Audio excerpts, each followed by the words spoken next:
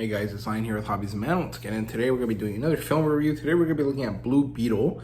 And at this point, it's almost been a week since I watched it, but I hadn't had time to record. Classes just started for the semester, so I'm kind of running around. I haven't had time. So let's talk about it now. Now, overall, I can't say that Blue Beetle is the best superhero movie I've ever seen, but I can definitely say it's the best DC movie I've seen this year. And it is probably the best superhero movie I have seen this year as well. And that is due to a few things. First of all, it's clear about the fact that it is a superhero movie and that it's going to play with superhero tropes and it is going to do them pretty well. It's a mix between Amazing Spider-Man and Iron Man and maybe something kind of like a family comedy type of thing. And it works really, really well. It's directed by Angel Manuel Soto, who is a Puerto Rican director, as far as I remember. But the movie is very much Mexican in its kind of vibe.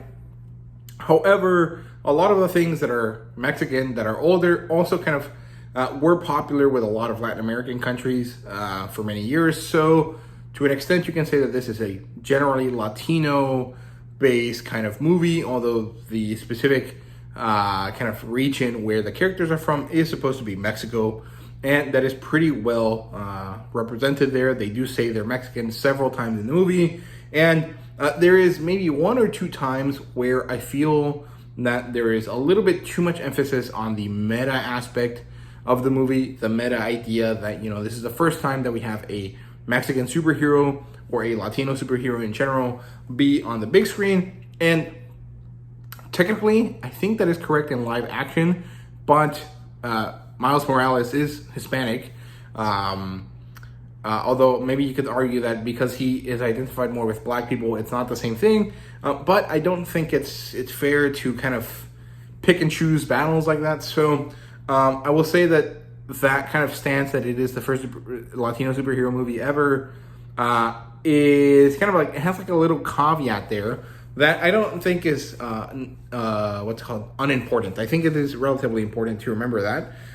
But it you know, overall, the point is that it's a movie about Latino people, about Mexican people, and it represents their culture and their vibe very well. And actually, it's something pretty special. I'm not really someone that cares about representation and stuff like that, nor are my family. However, because of this big representation that this movie had, it made my mom, someone that doesn't really care about movies and specifically doesn't care about superhero movies. I mean, she's watched just about all of them because me, my sister, and my dad like them. And so she goes along with us to the movies when we want to go. But she doesn't really care about them. But this movie, with its emphasis on representing Mexican culture and actually even speaking in Spanish sometimes, to the detriment of American audiences, of people that don't understand the language, made my mom really connect with this film. And I thought that was cool. It's not like my mom is someone that lacks representation.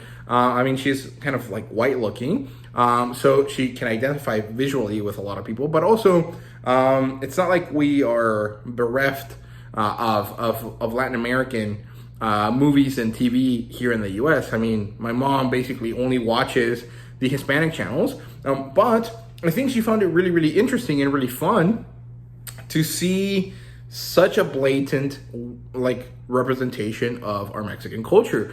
And so much so that, you know, even days after we watched the movie, she kept referencing things and she kept thinking about the movie, at least enough to joke around about it. Like, she distinctly remembers the grandma character a lot.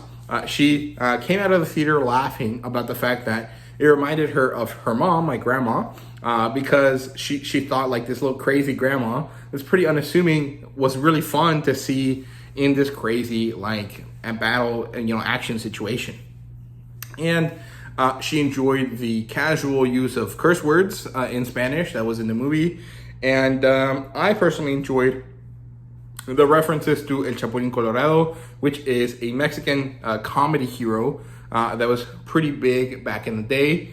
And they even referenced it twice. They referenced it once in the movie directly when Uncle Rudy uses this thing called El Chapulín, which is a bright red what's it called, contraption, directly referencing El Chapulín Colorado. And then at the end, the second post-credit scene is a little like, what's it called, stop motion kind of thing about El Chapulín Colorado, and that was pretty cool.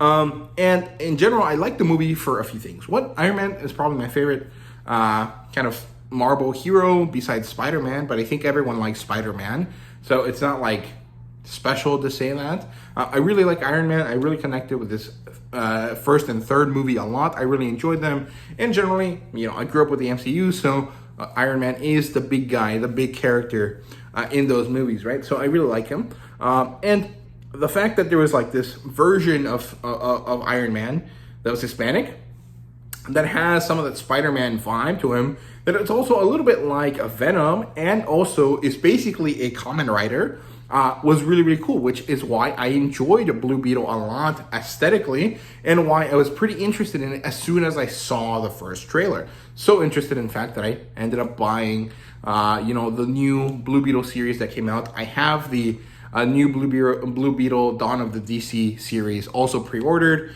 and I might take advantage of the Amazon Comixology sale that's going on right now to buy some of those older Jaime Reyes runs, but I'm not really sure yet. I haven't really decided, because I don't necessarily need those older runs. As long as I continue with the new ones, I should be fine. And I'm also hoping that they do kind of a collected edition where they're like, okay, here's all of Jaime Reyes' stuff, here's a big omnibus, and that it ignores continuity and it just gives you all of his series, right? But I doubt that will happen. But if it ever did, I'd rather buy that than have them digitally. But back to the movie. In general, it's by the numbers, it's fun and enjoyable. And again, I saw this really interesting phenomenon there, that was that sometimes things weren't translated. At least that's what I heard, because we watched it in English with Spanish subtitles, so my mom could understand the whole movie, and not just the parts that were in Spanish, right? I mean, she speaks English to an extent, and she generally understands what's going on, but we decided to go to the showing with the subtitles just to give it a little bit of an extra thing, and I think that's also partially why she enjoyed the movie more than usual.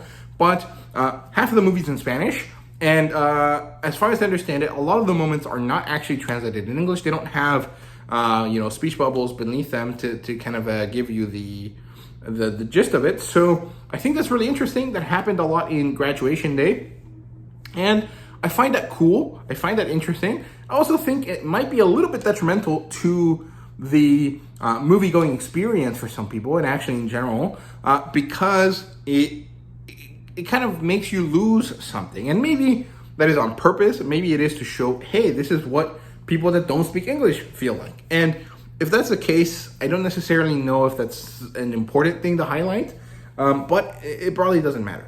The story was good. I enjoyed it. I enjoyed the aspects of legacy and struggle that come with this character, and I thought it was cool. Like I said, there was one or two meta moments in the story that I feel were a little bit too meta, but overall, it was good. I enjoyed it. The bad guy is a pretty generic bad guy. It is basically just an evil version of Blue Beetle. He was basically like Yellow Jacket in the Ant-Man movie, and the real villain was the White Lady, Victoria Cord. And Carapax, the Blue Beetle antagonist, was basically just there so that Jaime could have someone to fight with. And so it worked out well. I enjoyed all of the action sequences. I liked them. I thought they were cool. There were some moments where it does that weird kind of like, let's slow down and do a cool shot, but the shot doesn't look that cool. Moments, but overall it was good. I enjoyed it. The family bits were the best part. The moments where Alberto and Jaime talk to each other when his dad talks to him were really good. The moment between Jenny and Jaime were also really, really good. I enjoyed those moments where she's just like, I'm really jealous of your family because you get to experience this beautiful connection between them that I didn't ever get to have. And the only family member that I have basically hates my guts. because she is bitter about her past, right? So I enjoyed that aspect as well. I liked Jaime's relationship with his little sister. It reminded me of my relationship with my little sister, so that was cool. And I liked the grandma and Uncle Rudy. I have a weird uncle. It's fun. It's enjoyable. It's pretty funny. And as long as they're not really getting into political topics, they're usually fine, right? And I think that is not necessarily just a Hispanic thing. That is a everyone thing. Everyone has a weird uncle. And I think that works well. That's pretty fun. However, there are some slight nitpicks. First of all, apparently Jenny's actress is Brazilian. And they gave her an accent. But her accent, I don't know if it's it's like the actress's real accent, or it's one she put on for the movie. And if she did, it was really awkward because it was like, sometimes it felt like she was being like, I am a foreigner and I speak English, so I don't speak it well. And then sometimes it felt like she was doing an American accent to say words in Spanish, when as a Brazilian, she'd probably have an easier time of saying those words than if she put on that fake American accent. So it was weird. Sometimes it wasn't really clear where she was from. I mean, it doesn't matter, but the way that the actress used her accent was inconsistent. I don't like that because it's really noticeable. Sometimes the way that they mixed Spanish and English into sentences was a little bit off-putting because it doesn't sound natural. There is a very natural way to speak Spanglish, and it's one that is kind of difficult to kind of describe, honestly, because it's not just like mixing and matching. It's like I have a hole in my syntax or my diction right now, so I'm going to input the other one, and it's going to flow naturally because I'm going to change my words in order to make it fit, right? In order for the sentence to flow, and it flows differently from something scripted, and I'm not really sure how to make that better, but it is something I notice quite often when these types of stories happen. And even though it wasn't very serious, it was noticeable enough that my dad mentioned that he didn't find it enjoyable when those scenes happened. And then I was explaining to him, this isn't because it's I had to explain to him, it's not necessarily that they're trying to be authentic.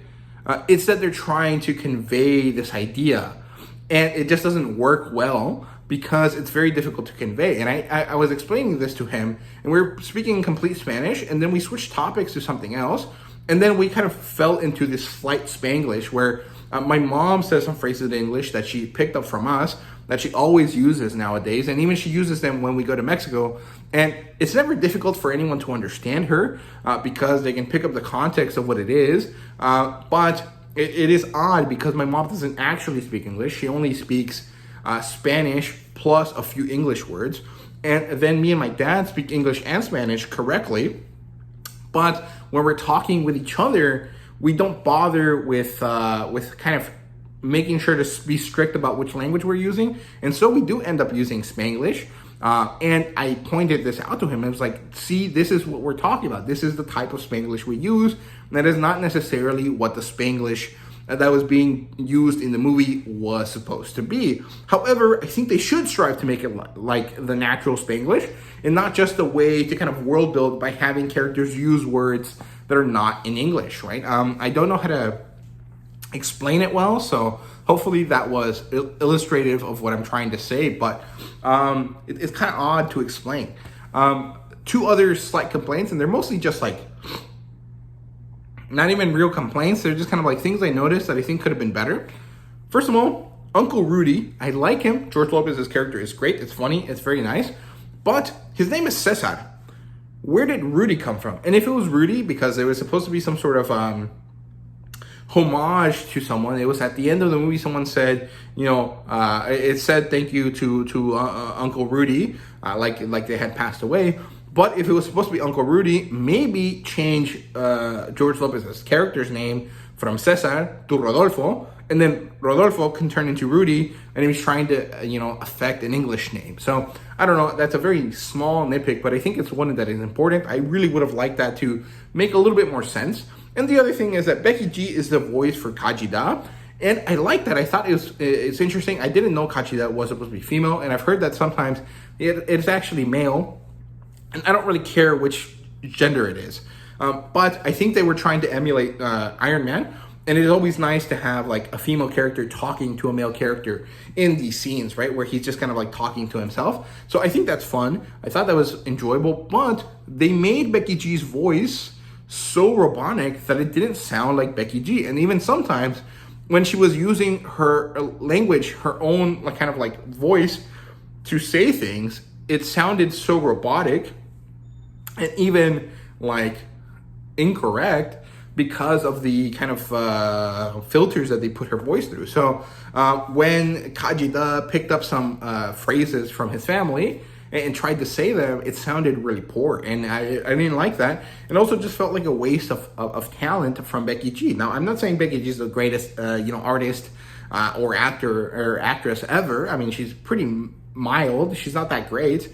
But if you're gonna go to the trouble of hiring a singer to have a small but important role, you might as well use your voice to the best of their abilities. And that wasn't executed well by having her have this weird robotic filter on. It's not that big of a deal, but hopefully they can change the filtering levels later so that Becky G's voice comes out a little bit more natural and it sounds a little bit better, because Becky G's voice is nice.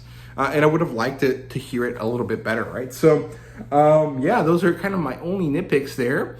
Well, I guess the other nitpick is that Carapax's character was pretty unimportant and actually rather badly made until the end. And even at the end, it was like, this isn't enough for me to care about Carapax, but thank you for giving me something at least so that I can care when he dies. But it was a little bit too little too late. So, it wasn't great. There were some issues with the movie, but overall, it was pretty enjoyable. I liked it. It was nice to have my parents watch a movie and connect with a lot of things that were in the movie, because my parents are they lived here in the U.S. for about 25 years at this point, but their sense of self was crystallized when they were living in Mexico, and so a lot of times when they see things here in the U.S., they don't really connect with them that well, and so having this kind of immigrant life be portrayed to them was pretty great. I enjoyed that for them. I didn't really care either way. Like, to me, it works out, but it is not necessarily exactly related to my own personal experiences, so it's not exactly as impactful. And I really enjoyed this movie partially because it was one that my mom liked, and it was nice to have her engage in the conversations that me and my dad have, thanks to the way that this movie was created. So I really enjoyed that. And I really liked the movie. I liked the aesthetics. I liked the storyline. I liked the characters a lot. And I really hope that these characters get to stay in the future of the DC universe. So there you go. Those are my thoughts on Blue Beetle. They were kind of rambly. They were kind of all over the place. And I do apologize. But that is because I wasn't able to make this as soon as possible. So yeah, I hope you guys enjoyed. Let me know what you thought down below. And thank you guys very much for watching. See you guys later.